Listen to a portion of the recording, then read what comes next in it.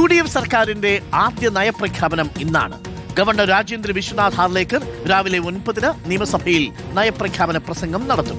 പ്രകടന പത്രികയിലെ വാഗ്ദാനങ്ങളും നയപരിപാടികളും ഉൾപ്പെടുത്തിയാകും നയപ്രഖ്യാപന പ്രസംഗം. ഇന്ദിരാ ഗ്യാരണ്ടി വാഗ്ദാനങ്ങൾ നയപ്രഖ്യാപനത്തിൽ ഉൾപ്പെടുത്തിയിട്ടുണ്ടെന്നാണ് സൂചന. അതേസമയം കേന്ദ്ര സർക്കാരിനെതിരായ വിമർശനങ്ങൾ നയപ്രഖ്യാപന പ്രസംഗത്തിൽ ഉൾപ്പെടുത്തിയിട്ടുണ്ടോ എന്നതും പ്രധാനമാണ്. മന്ത്രിസഭ അംഗീകരിച്ച നയപ്രഖ്യാപന പ്രസംഗം ഗവർണർ പൂർണ്ണമായും വായിക്കുമെന്നാണ് സർക്കാരിന്റെ പ്രതീക്ഷ. റോഷിപാലുണ്ട് കൂടുതൽ വിവരങ്ങളുമായി. Roshipal, very good morning Roshipal. ഇന്നങ്ങനെ വീണ്ടും നിയമസഭ മറ്റൊരു നയപ്രഖ്യാപന പ്രസംഗത്തിന് കാതോർക്കുകയാണ് രാഷ്ട്രീയ കേരളവും. ഈ വർഷത്തെ രണ്ടാമത്തെ നയപ്രഖ്യാപന പ്രസംഗമാണ്. ആദ്യത്തേത് പിണറായി സർക്കാരിന്റെ നയപ്രഖ്യാപന പ്രസംഗമാണ്.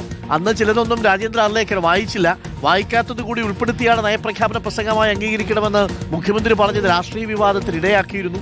ഓരോ തവണയും നയപ്രഖ്യാപന പ്രസംഗം നടത്തുമ്പോൾ രണ്ട് കാര്യങ്ങളാണ് നമ്മൾ ശ്രദ്ധിക്കുന്നത്. എന്തെങ്കിലും ഈ സർക്കാരിൽ പുതുതായിട്ടുണ്ടോ? രണ്ടാമത്തത്, കേന്ദ്ര സർക്കാരുമായിട്ടുള്ള വിമർശനങ്ങൾ ഗവർണർ വായിക്കാൻ സാധ്യതയുണ്ടോ, വിട്ടുകളയാൻ സാധ്യതയുണ്ടോ?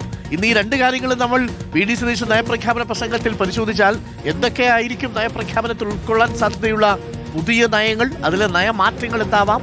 രണ്ട്, ഗവർണർ ഈ നയപ്രഖ്യാപന പ്രസംഗം പൂർണ്ണമായും വായിക്കും എന്ന് തന്നെയാണോ നമ്മൾ പ്രതീക്ഷിക്കേണ്ടത്? കേന്ദ്രത്തിനെതിരായ വിമർശനങ്ങൾ ഉൾപ്പെടുത്തിയിട്ടുണ്ടാകുമോ നയപ്രഖ്യാപന പ്രസംഗത്തിൽ? Roshipal, good morning. Morning Arunkumar. നയപ്രഖ്യാപന പ്രസംഗത്തിൽ കേന്ദ്രത്തിനെതിരെയുള്ള വിമർശനം ഉണ്ടാകുമോ എന്നതാണ് പ്രധാനപ്പെട്ട കാര്യം. അങ്ങനെയെങ്കിൽ ആ വിമർശനം നിയമസഭയിൽ ഗവർണർ വായിക്കുമോ എന്നതും. കാരണം കഴിഞ്ഞ തവണയടക്കം ഗവർണർ ആ നിയമസഭയിലെ ആ നയപ്രഖ്യാപനത്തിൽ മന്ത്രിസഭ അംഗീകരിച്ച നയപ്രഖ്യാപനം പൂർണ്ണമായും വായിച്ചിരുന്നില്ല. അത് വലിയ വിവാദത്തിന് വഴിയൊരുക്കുകയും ചെയ്തിരുന്നു.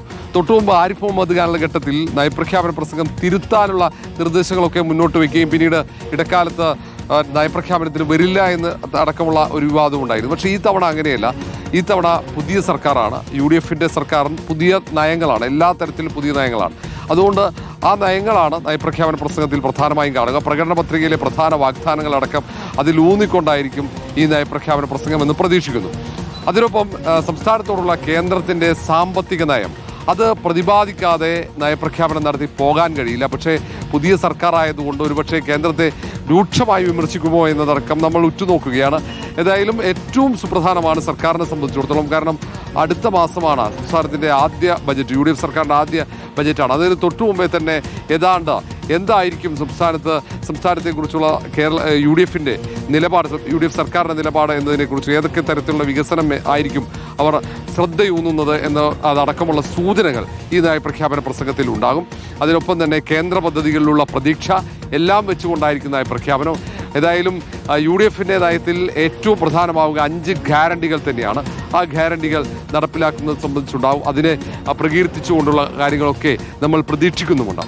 ഏതായാലും ഇതിൽ ഉറ്റുനോക്കുന്ന ഒന്ന് മാത്രമാണ്, കേന്ദ്രത്തെ ഗവർണർ വിമർശിക്കുമോ? അങ്ങനെ ഭാഗമുണ്ടെങ്കിൽ അത് ഒഴിവാക്കി കഴിഞ്ഞ തവണത്തേതിന് സമാനമായിരിക്കുമോ ഗവർണറുടെ നയപ്രഖ്യാപനം എന്നതാണ്. ഏതായാലും 8:45 നിയമസഭാ മന്ദിരത്തിലേക്ക് ഗവർണർ രാജേന്ദ്ര വിശ്വനാഥ് ഹാർലേക്കർ എത്തിച്ചേരും. അതിന് 9 മണിക്കാണ് നയപ്രഖ്യാപന പ്രസംഗം നിയമസഭയിൽ തുടങ്ങുക. ഓക്കെ റോഷി, കാത്തിരിക്കാം.